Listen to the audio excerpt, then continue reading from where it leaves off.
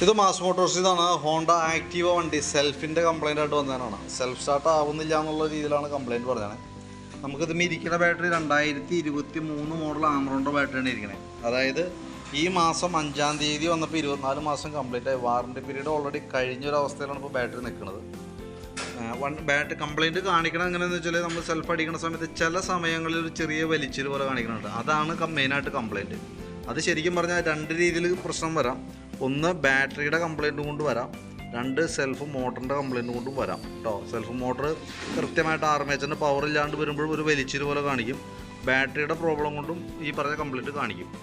ഇപ്പോൾ നമുക്കിത് ഇരിക്കുന്നത് 2023 ബാറ്ററിയാണ്. അതായത് ഈ മാസം 5-ാം തീയതി വരെയാണ് ശരിക്കും അതിൻ്റെ വാറണ്ടി പീരീഡ് ഉണ്ടായിരുന്നത്. അപ്പോൾ ഓൾറെഡി വാറണ്ടി പീരീഡ് ഇപ്പോൾ കഴിഞ്ഞൊരവസ്ഥയിലാണ് നിൽക്കുന്നത്.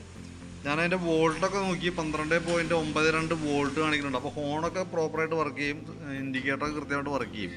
സെൽഫ് അടിക്കുമ്പോഴാണ് ആ പ്രശ്നം കാണിക്കുക. ചെക്ക് ചെയ്യുന്ന സമയത്ത് കംപ്ലൈൻറ്റ് കാണിക്കുന്നുണ്ട്. അപ്പോൾ അത് നമ്മൾ ശരിക്കും പറഞ്ഞാൽ ബാറ്ററി ഒന്ന് ചാർജിലേക്ക് ഇട്ടതിന് ശേഷം ഒന്നുകൂടി ഒന്ന് ചെക്ക് ചെയ്ത് നോക്കേണ്ടതാണ്. വീണ്ടും കംപ്ലൈൻറ്റ് കാണിക്കണമെന്നുണ്ടെങ്കിൽ നമുക്ക് ഓൾറെഡി വാറണ്ടിക്ക് അയക്കാമായിരുന്നു. പക്ഷേ നമുക്ക് റീപ്ലേസ്മെൻറ്റ് വാറണ്ടി എന്തെങ്കിലും കിട്ടില്ല. ഇനിയത്തെ ഒരു സാഹചര്യത്തിൽ കിട്ടാൻ സാധ്യതയില്ല. നമുക്ക് വേണമെങ്കിൽ കൊടുത്തു നോക്കാം എന്ന് മാത്രം. കാരണം 5-ാം മാസം ആയതുകൊണ്ട് അങ്ങനത്തെ എന്തെങ്കിലും ഒരു കൺസെഷൻ കിട്ടിയെങ്കിലുള്ളൂ. സാധാരണ രീതിയിൽ ഒരു ദിവസം വൈകിയാൽ പോലും സാധാരണ കിട്ടാറില്ല. കാരണം ഡേറ്റിൽ കറക്റ്റായിട്ട് രജിസ്റ്റർ ആയി പോകുന്നതാണ്.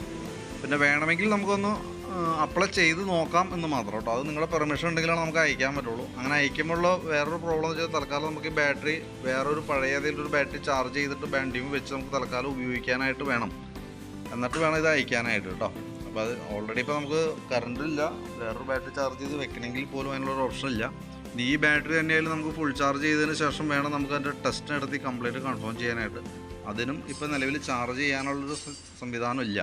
കാരണം ഓൾറെഡി കറണ്ട് പോയേക്കാണ്, എപ്പോൾ വരുമെന്നൊരു ഐഡിയ ഇല്ല. ആ ഒരു അവസ്ഥയിലാണ് കേട്ടോ. അപ്പോൾ എന്താ ചെയ്യേണ്ടതെന്ന് വെച്ചാൽ നോക്കിയിട്ടൊന്ന് പറയാം. അതനുസരിച്ച് നമുക്ക് വണ്ടി എങ്ങനെയാണെന്ന് വെച്ചാൽ നമുക്ക് റെഡിയാക്കാം. വീണ്ടും നമ്മൾ എടുത്ത് പറയാണ്, ബാറ്ററിയുടെ കംപ്ലൈൻറ്റ് കൊണ്ട് വരും, സെൽഫ് മോട്ടറിൻ്റെ കംപ്ലൈൻറ്റും കൊണ്ടും ഈ സെയിം പ്രശ്നം കാണിക്കും. അതിപ്പോൾ ബാറ്ററി ചെക്ക് ചെയ്യുമ്പോൾ കംപ്ലൈൻറ്റ് ഉള്ളത് കൊണ്ട് നമ്മൾ ആദ്യം അത് ക്ലിയർ ചെയ്തിട്ട് വേണം സെൽഫ് മോട്ടറിൻ്റെ കേസ് നോക്കാൻ. സെൽഫ് മോട്ടർ ഏകദേശം നമുക്ക് 2000 രൂപ താഴെ വരുന്നുണ്ട്. ബാറ്ററി പറഞ്ഞ പോലെ 1365 നമുക്ക് ഈ മോഡൽ ബാറ്ററിക്ക് വരുന്നുണ്ട് കേട്ടോ.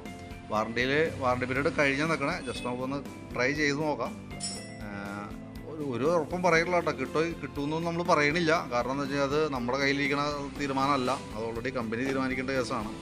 നമുക്കൊന്ന് ക്ലെയിം ചെയ്ത് നോക്കാം. അപ്പോൾ തൽക്കാലം വേണമെങ്കിൽ നമുക്കിപ്പോൾ ഒരു പഴയ ബാറ്ററി എന്തെങ്കിലും പോയി വരുമ്പോൾ ഒരു അല്പം താമസം വരും. വേണമെങ്കിൽ ഒരു പഴയ ബാറ്ററി ചാർജ് ചെയ്ത് വെച്ചിട്ട് നമുക്ക് കുറച്ച് ദിവസം ഉപയോഗിക്കാം. ആ പഴയ ബാറ്ററി എന്ന് പറഞ്ഞാൽ അതും കംപ്ലൈൻ്റ് ആയ ബാറ്ററി ആയിരിക്കും. സെൽഫ് അടിക്കണമെന്ന് നിർബന്ധമൊന്നുമില്ല. തൽക്കാലത്തേക്ക് ഫുൾ ചാർജ് വയ്ക്കുകയാണെങ്കിൽ ചിലപ്പോൾ ഒരു 3-4 ദിവസമൊക്കെ കിട്ടിയേക്കും. അങ്ങനത്തെ ഒരു ബാറ്ററി വേണമെങ്കിൽ നമുക്ക് വെച്ച് നോക്കാം. പക്ഷെ അത് ചെയ്യണമെങ്കിലും കറണ്ട് ഇല്ലാത്തൊരു സിറ്റുവേഷനാണ്.